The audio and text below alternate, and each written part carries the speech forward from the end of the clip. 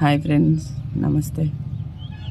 ఒక్కొక్కసారి మనుషుల ఆలోచనలు, నిర్ణయాలు తప్పవుతాయి అంటే నేను ఎప్పుడు నమ్మలేదు ఫ్రెండ్స్. ఇప్పుడు కొన్ని సంఘటనలను బట్టి నమ్మాల్సి వస్తుంది.